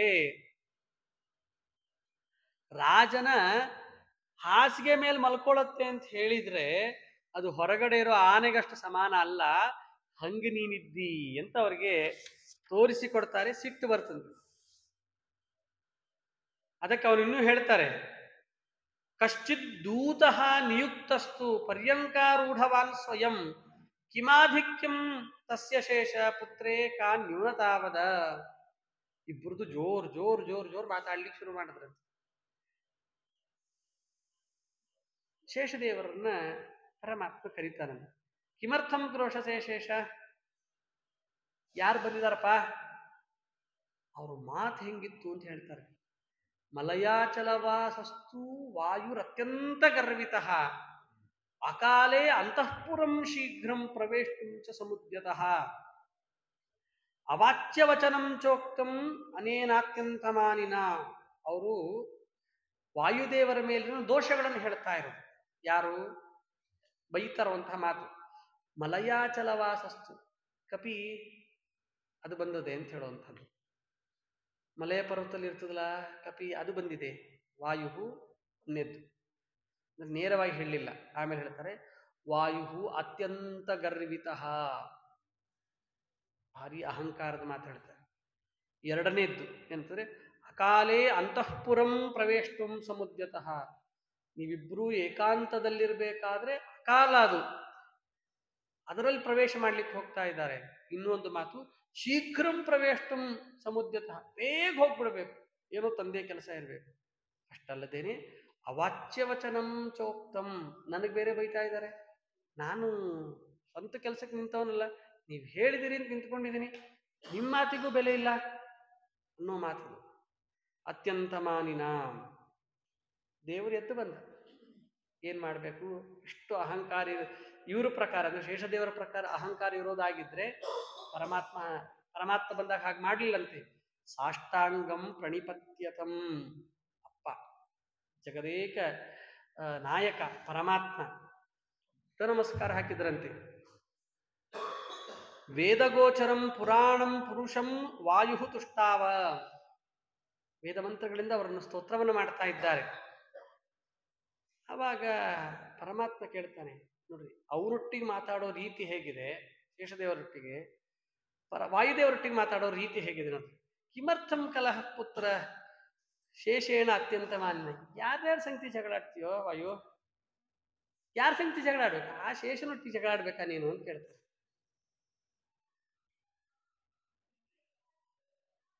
ಅದಕ್ಕೆ ಶೇಷದೇವರು ಹೇಳಿದ್ರಂತೆ, ಯಾಕಂದ್ರೆ ಅದು ಅವಮಾನ ಮಾಡಿದ್ರು ಶೇಷದೇವರು. ಯಾಕಂದ್ರೆ ಯಾರನ್ನ ಬಿಡಬೇಕು ಯಾರನ್ನ ಬಿಡಬಾರ್ದು ಅಂತ ಗೊತ್ತಿರಬೇಕು. ಹೋಗಿ ಹೋಗಿ ಅವನೊಟ್ಟಿಗೆ ಜಗಳಾಡ್ತಿರೋ ನೀನು ಅಂತಂದ್ರೆ ಅವನಿಗಿನ್ನೂ ಅವಮಾನ ಆಯ್ತು, ಸಿಟ್ಟು ಬರ್ಲಿಕ್ಕೆ ಶುರು ಆಯ್ತು. ಮಾತಾಡ್ತಾರಂತೆ, ಅಹಂ ಸಮರ್ಥೋ ಭಗವನ್ ಬಲೇ ಜ್ಞಾನೇ ಚ ತತ್ಪ್ರಿಯೇ ಮತ್ಸಮೋ ನಾಸ್ತಿ ಭೂಲೋಕೆ ನಾಕೇವಾ ಬ್ರಹ್ಮಣೋ ಗೃಹೆ. ಯಾರಿದ್ದಾರೆ ಹೇಳ್ರಿ ಅಂತ ಹೇಳ್ತಾರೆ. ಬಲ ಜ್ಞಾನ ನಿಮ್ಮಲ್ಲಿ ಭಕ್ತಿ, ಭೂಲೋಕದಲ್ಲಿ ಇದಿಷ್ಟೂ ಇರತಕ್ಕಂತಹ ವ್ಯಕ್ತಿ ಭೂಲೋಕದಲ್ಲಿ ಆಗ್ಲಿ ಸ್ವರ್ಗಲೋಕದಲ್ಲಿ ಆಗ್ಲಿ ಬ್ರಹ್ಮಲೋಕದಲ್ಲಿ ಆದ್ರೂ ಇದ್ರ ಹೇಳ್ಬಿಡ್ರಿ ನೋಡೋಣ ಅಂತ ಹೇಳಿ. ಪರಮಾತ್ಮ ಯಾರ ಪರವಾಗಿ ಮಾತಾಡಬೇಕು? ವಾಯುದೇವರ ಪರವಾಗಿ ಮಾತಾಡ್ತಾರೆ. ಅಂದ್ರೆ ಪರವಾಗಿ ಅಂತಲ್ಲ, ಹಾಗೆ ಅವನು ಹೇಳ್ತಾರೆ ನವಾಂಗ್ ಮಾತ್ರೇಣ ಪೌರುಷ್ಯಂ. ಬರೀ ಬಾಯಿ ಮಾತಲ್ಲಿ ಏನೂ ನಡೆಯಲ್ಲ ಇವತ್ತು. ಕ್ರಿಯಾ ಕೇವಲ ಉತ್ತಮಂ. ಏನಿದೆ ತೋರಿಸಿಕೊಡು ನೀನು. ಬರೀ ಮಾತಾಡಿದ್ರೆ ಬಾಯಿ ಬಡ್ಕೊಂಡ್ರೆ ಆಗಲ್ಲ, ಕೆಲಸ ಮಾಡಿ ತೋರಿಸು ಅಂತ ಹೇಳ್ತಾರೆ. ಏನ್ ಮಾಡಬೇಕು ಅಂತಂದ್ರೆ, ಇಲ್ಲೇ ಮೇರುವಿನ ಮಗ ಆನಂದಾದ್ರಿ ಅಂತ ಕರೀತಾರೆ ಅದಕ್ಕೆ. ಆ ಆನಂದಾದ್ರಿಗೆ ನೀನು ಸ್ವಕಾಯ ರಜ್ಜುನಾಬದ್ಧ ಬಲಂತೆ ಯಾವದಸ್ತಿ, ಶಕ್ತಿ ಇದ್ದಷ್ಟು ನೀನು ಅದನ್ನು ಹಾಕೊಂಡು ಹಿಡ್ಕೊಂಡು ಕೂತ್ಕೊಳಪ್ಪ, ನೋಡೋಣ ಏನಾಗ್ತದೆ ಅಂತ ಹೇಳ್ತಾರೆ. ಹೇಳಿದ ತಕ್ಷಣ ಅವರು ಬುಸ್ ಬುಸ್ ಬಿಟ್ಕೋತ ಇದನ್ನು ಮಾಡ್ಕೊಂಡು ಹೋಗಿ ಆನಂದಾದ್ರಿಯನ್ನು ಗಟ್ಟಿಯಾಗಿ ಹಿಡ್ಕೊಂಡು, ಹನುಮಂತ ವಾಯುದೇವರು ಪ್ರವೃತ್ತಿಯನ್ನು ಮಾಡ್ತಾರೆ. ಹೇಗೆ? ಆಜ್ಞೆಯ ವಾಸುದೇವಸ್ಯ ದೇವಾನಾಂ ಪಶ್ಯತಾಂ ಸತಾಂ. ದೇವರ ಪರ್ಮಿಷನ್ ತಗೊಂಡಂತೆ ಪರಮಾತ್ಮನ ಹತ್ರ. ವಾಯುದೇವರು ದೇವರ ಹತ್ರ ಕೇಳಿಕೊಂಡ್ರಂತೆ, ನಾನು ಈ ಕೆಲಸ ಮಾಡ್ಲಾ, ಕೇಳಿಕೊಂಡು ಮುಂದೆ ಪ್ರವೃತ್ತಿಯನ್ನು ಮಾಡ್ತಾರೆ. ತತಃ ಪ್ರಕುರ್ವತೋ ವೇಗಂ ಮಾರುತಸ್ಯ ಮಹಾತ್ಮನಃ ಕನಿಷ್ಠಾಂಗುಲಿ ಮಾತ್ರೇತು ಪ್ರದೇಶೇ ಶ್ಲಷಬಂಧನೆ. ಕಿರುಬರಳಿನ ಚೂರು ತಾಕ್ಸಿದ್ರಂತಷ್ಟೇ. ಯಾವುದಿದು? ವಾಯುವೇಗ. ಮನೋವೇಗವನ್ನೂ ಕೂಡ ಜಯಿಸ್ತಕ್ಕಂತಹ ವ್ಯಕ್ತಿಗಳವರು. ಅಂತಹ ವೇಗ ಇದೆ ಅವರಲ್ಲಿ. ಮಹಾವೇಗಸ್ಯ ಸಂಪರ್ಕ ಸುಮ್ಮನೆ ತಾಕಿತಷ್ಟೇ ದಕ್ಷಿಣ ದಿಗ್ಭಾಗಕ್ಕೆ ಉರುಳುತ್ತಾ ಇದೆ ಅಂತ. ಉರುಳುತ್ತಾ ಇದೆ ಪರ್ವತ. ಉರುಳಿದಾಗ ಯಾರಿಗೇನು ಸಮಸ್ಯೆ ಆಗ್ಬೇಕಾಗಿದೆ ಇದರಲ್ಲಿ? ಹಿಡ್ಕೊಂಡವ್ರು ಅವರು, ಯಾವುದೋ ಒಂದು ಪರ್ವತ ಮಧ್ಯದಲ್ಲಿ, ತಳ್ಳಿದವ್ರು ಇವರು ಅಂತ ಅನ್ಕೊಳ್ಳೋಣ. ಅವ್ರು ಹೇಳ್ತಾರೆ, ಮೇರು ಬಂದು ಕೇಳ್ಕೊಳ್ತದಂತೆ. ಮೇರುವಿನ ಮಗ ಆನಂದಾದ್ರಿ. ಇಬ್ಬರು ಜಗಳದಲ್ಲಿ ಕೂಸು ಬಡವಾಯ್ತು ಅಂತ ಹೇಳಿ, ನಿಮ್ಮಿಬ್ಬರು ಜಗಳದಲ್ಲಿ ನನ್ನ ಕೂಸಿನ ಯಾಕೆ ನೀವು ಒದ್ದಾಡಿಸ್ತಾ ಇದ್ದೀರಿ? ತ್ರಾಯತಾಂ ಸ್ವಾಮಿನ್ ಪುತ್ರಂ ಬಾಲಂ ಮಹಾಬಲ. ನನ್ನ ಮಗನಿಗೆ ಯಾಕೆ ಈ ಶಿಕ್ಷೆ? ಮೇರುವಿನ ಮಗ ಅದು ಆನಂದ ಪರ್ವತ, ಆನಂದಾದ್ರಿ. ಅದಕ್ಕೇನಾದ್ರೂ ನೀವು ಸ್ಥಾಪನೆಯನ್ನು ಮಾಡ್ರಿ, ಸುಮ್ಮನೆ ಜಗಳಾಡೋದು ಬೇಕಾಗಿಲ್ಲ ಇದ್ರಲ್ಲಿ. ನಿಮ್ಮಿಬ್ಬರು ಜಗಳದಲ್ಲಿ ಇವರನ್ನು ಯಾಕೆ ಹಿಡ್ಕೊಳ್ತಾ ಇದ್ದೀರಿ ಅಂತ ಕೇಳ್ಕೊಳ್ತಾರೆ. ಆಯ್ತು ಅಂತ ಹೇಳಿ ಆ ಸುವರ್ಣಮುಖರಿ ನದಿ ತೀರದ ಉತ್ತರ ದಿಗ್ಭಾಗದಲ್ಲಿ ಆ ಉರುಳುತ್ತಾ ಇತ್ತಲ್ಲ, ಅದರಲ್ಲಿ ನಿಲ್ಲಿಸಿದ್ರಂತೆ. ಆ ನಿಂತದ್ದೇ ಇವತ್ತು ಆ ಪರ್ವತವಾಗಿದೆ ಅಂತ ಹೇಳ್ತಾರೆ. ಹಾಗಾಗಿ ಶೇಷದೇವರಿಗೆ ಕ್ಷಮಸ್ವ ಮಮದೌರಾತ್ಮ್ಯಂ ಅಜ್ಞಾನೇನ ಆಗತಂ ವಿಭೋ ಹೇಳ್ಕೊಳ್ತಾರೆ. ಅಜ್ಞಾನೇನ ಆಗತಂ. ಅಜ್ಞಾನ ಅಂದ್ರೆ ಅದೊಂಥರ ಕಲಿಯ ಪ್ರಭಾವ. ಅಜ್ಞಾನದಿಂದ ಆಗಿದೆಯಪ್ಪ, ಇದು ನನ್ನ ತಪ್ಪಾಗಿದೆ, ಕ್ಷಮಿಸು ಅಂತ ಕೇಳ್ಕೊಳ್ತಾರೆ.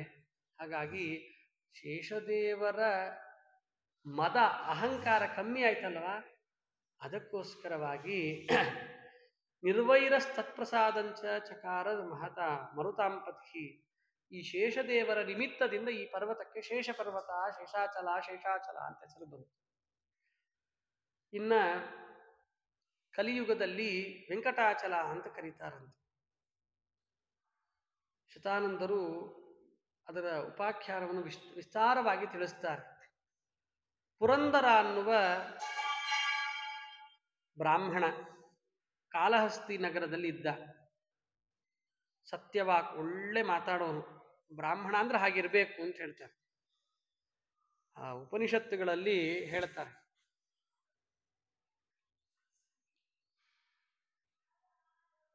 ಅವನಿಗೆ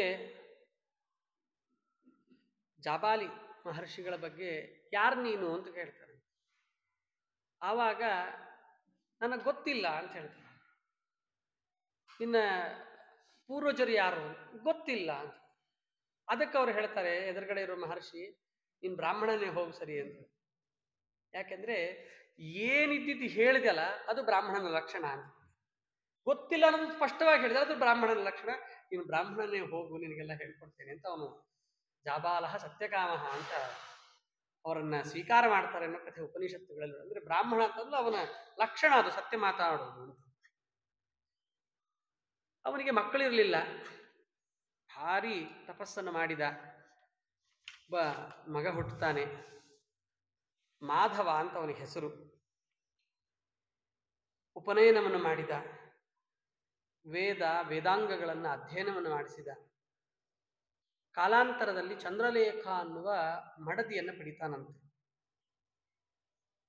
ಪಂಚಯಜ್ಞಪರಹ ನಿತ್ಯಂ, 5 ಯಜ್ಞಗಳನ್ನು ಮಾಡ್ತಾ ಇದ್ದ. ದೇವಯಜ್ಞ, ಪಿತೃಯಜ್ಞ, ಭೂತಯಜ್ಞ, ಮನುಷ್ಯಯಜ್ಞ ಎಲ್ಲವನ್ನೂ ಕೂಡ ಮಾಡ್ತಕ್ಕಂಥವನಾಗಿದ್ದ. ಬ್ರಹ್ಮಯಜ್ಞಾದಿಗಳನ್ನೆಲ್ಲವನ್ನೂ ಕೂಡ ನಡೆಸ್ಕೊಳ್ತಕ್ಕಂಥವನಾಗಿದ್ದ. ಹಿಂಗೆ ಎಷ್ಟು ವರ್ಷ? 37 ವರ್ಷ. ದ್ವಿತೀಯ ಇವ ಭಾಸ್ಕರ ಅಂತ ಹೇಳ್ತಾರೆ. 21 ವರ್ಷದ ಹುಡುಗ, ಒಳ್ಳೆ ಸೂರ್ಯನಂತಹ ತೇಜಸ್ಸು. ಹೆಂಡತಿಯು ಕೂಡ ಹೇಗಿದ್ಲು ಅಂತ ಹೇಳ್ತಾಳೆ ಚಂದ್ರಲೇಖೆ. ಪತ್ಯೌ ಸುಪ್ತೆ ಸ್ವಯಂ ಶಿಷ್ಯೆ, ಪತ್ಯೌ ಭುಕ್ತೆ ತ್ವಭುಂಕ್ತ ಚ. ಗಂಡ ಮಲಗಿದ ಮೇಲೆ ತಾನು ಮಲಗ್ತಾ ಇದ್ಲು. ಗಂಡ ಊಟ ಆದಮೇಲೆ ತಾನು ಕೂಡ ಊಟವನ್ನು ಮಾಡ್ತಾ ಇದ್ಲು. ದೈವ ಹೇಗಿರುತ್ತೆ ಅಂತ ಹೇಳಲಿಕ್ಕೆ ಬರಲ್ಲ. ಹಗಲಿನಲ್ಲಿ ಹೆಂಡತಿಯನ್ನ ಉಪಭೋಗಿಸಬೇಕು ಅನ್ನುವ ಆಸೆ ಆಗ್ತದಂತೆ ಮಾಧವ ಬ್ರಾಹ್ಮಣನಿಗೆ. ಎಲ್ಲವೂ ದೈವವೇ ಕಾರಣ. ಕದಾಚಿತ್ ವಿಪ್ರಪುತ್ರಸ್ತು ದಿವಾಸಂಗಮ ತತ್ಪರಃ. ಮಗಳಿಗೆ ಹೆಂಡತಿಗೆ ಕೇಳ್ತಾನಂತೆ, ಇದಕ್ಕೇನಾದ್ರೂ ಮಾಡಬೇಕು ನೀನು ಅಂತ. ಅವಳು ವಾಪಸ್ ಬೈತಾಳಂದ್ರೆ ಉಪದೇಶ ಕೊಡ್ತಾಳೆ.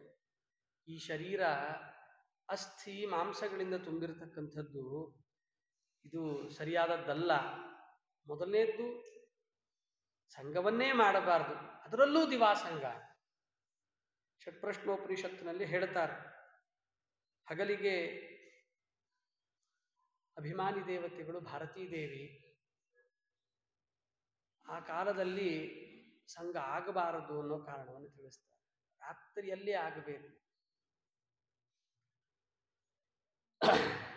ತತ್ರಾಪಿ ದಿವಸ ಕ್ರೀಡಾಂ ಅಯುಕ್ತಾಂ ಮುನಯೋ ವಿದುಹು. ಇದು ಒಂದು ಕಾರಣವನ್ನು ಕೊಡ್ತಾರೆ. ಆಮೇಲೆ ಹೇಳ್ತಾರೆ, ನಿಕೇತನೆ ಮನೆಯಲ್ಲಿಯ ತಂದೆ ತಾಯಿ ಅಗ್ನಿಹೋತ್ರ ಎಲ್ಲವೂ ಇದೆ, ಹಾಗಾಗಿ ಇಲ್ಲಿಯೂ ಆಗ್ಲಿಕ್ಕೆ ಸಾಧ್ಯ ಇಲ್ಲ. ಹಗಲಾಗಬಾರ್ದು, ಈ ಮನೆಯಲ್ಲಾಗಬಾರದು. ಇಷ್ಟು ಹೇಳಿದ್ರು ಅವನು ಕೇಳೋದೇ ಇಲ್ಲ. ಆವಾಗ ಇಬ್ಬರೂ ಕೂಡ ಒಂದು ಮಾತುಗಳನ್ನು ಹೇಳ್ಕೊಳ್ತಾರೆ. ನಾನು ನೀರು ತಗೊಂಡು ಬರ್ತೇನೆ ಅಂತ ನಾನು ಹೋಗೋಣ, ಅಲ್ಲಿ ನೀವು ಕೂಡ ಇದನ್ನು ಮಾಡಿ, ಸಮಿತನ್ನು ತರ್ತೇವೆ, ನೀವು ಹೊರಡು ಬನ್ನಿ, ಮನೆಯಲ್ಲಂತೂ ಆಗೋದು ಬೇಡ.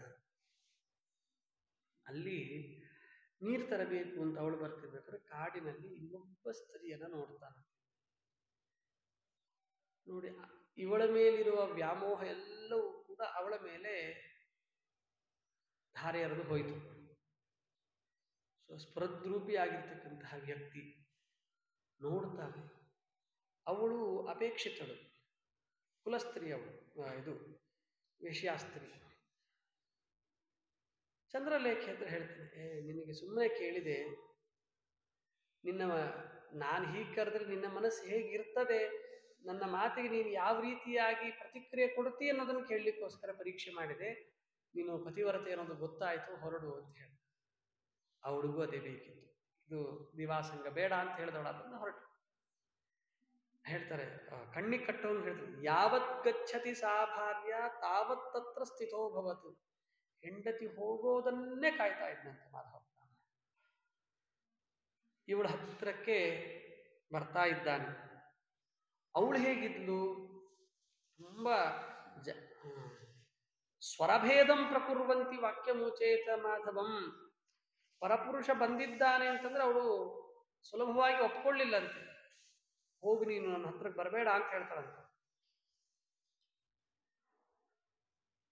ಕಾತ್ವಂ ಕಲ್ಯಾಣ, ಅವನ ಪ್ರಶ್ನೆಗಳನ್ನು ಕೇಳ್ತಾನೆ. ಯಾರು ನೀನು, ಯಾಕೆ ಬಂದಿದ್ದಿ, ತಂದೆ ತಾಯಿಗಳು ಎಲ್ಲವನ್ನೂ ಕೂಡ ಹೇಳು ಅಂತ ಕೇಳ್ತಾನೆ. ಅವಳು ಹೇಳ್ತಾಳೆ, ಮಧ್ಯದೇಶೇ ನಿವಾಸೋಮೆ, ಮಧ್ಯಪ್ರದೇಶನಂದು, ಅಂತ್ಯಜಾಂತ್ಯಜಯೋರ್ಜಾತಾಂ ಸುರಾಂ ಅಂಶಾಸಿನೀಂ ಖಲಾಂ. ಅಂತ್ಯಜರಲ್ಲಿ ಹುಟ್ಟಿರ್ತಕ್ಕಂತಹ ವ್ಯಕ್ತಿಗಳು ನಾವು, ನಮ್ಮೊಟ್ಟಿಗೆ ನೀವು ಸೇರಬಾರದು ಅಂತ ಹೇಳ್ತಾನೆ. ವೇದಾಂತ ವೇದಿತ್ವಂ ನಮಾಂ ದ್ರಷ್ಟುಮಿಹಾರ್ಹಸಿ, ನನ್ನ ನೋಡ್ಲೇಬಾರದು ನೀನು ಅಂತ ಹೇಳ್ತಾರೆ. ಆವಾಗ ಅವನಿಗೆ ಕಾಮಾತುರಾಣಾಂ ನಭಯಂ ನಲಜ್ಜ ಅಂತ ಹೇಳ್ತಾರೆ. ಆ ಕಾಮದ ವಾಂಛೆ ಜಾಸ್ತಿ ಆಗಿದೆ ಎಂಥ ಮಾತಾಡ್ತಾನೆ. ದೇವರಿಗೆ ಅವಮಾನ. ವೃಥಾ ನಾರಾಯಣಾಜ್ಜಾತಃ ಬ್ರಹ್ಮ ಲೋಕಪಿತಾಮಹ ಅಂಧಯೇವ ಮಹಾರಾಜ ರೋಚತೆ ಮೇ ಮತೆ ಸದಾ. ಬ್ರಹ್ಮದೇವರು ಕುರುಡರು ಅಂತ ಬೈತಾರೆ. ಅಂದರೆ ಇದೆಲ್ಲವೂ ಕೂಡ ತಾನು ಮಾಡಿರುವ ಪಾಪದ ಪ್ರಭಾವ ಇದು. ಯತಸ್ತ್ವಯೈವಂ ನಿರತಂ ಮನೋಮೇ ಕೃತವಾನಜಃ. ನೋಡಿ, ಹೀಗಿದ್ರು ಕೂಡ ಅವನು ಹೇಳ್ತಾನೆ, ಬ್ರಹ್ಮದೇವರು ನನಗೆ ಮನಸ್ಸು ಕೊಡ್ತಾ ಇದ್ದಾರೆ ನಿನ್ನಲ್ಲೇ ರತಿ ಮಾಡಬೇಕು ಅಂತ. ಕುಂತಲೆ ಹೇಳ್ತಾ ಇದ್ದಾಳೆ, ಬೇಡ, ನಮ್ಮೊಟ್ಟಿಗೆ ಆಗಲ್ಲ ಅಂತ ಹೇಳ್ತಾನೆ.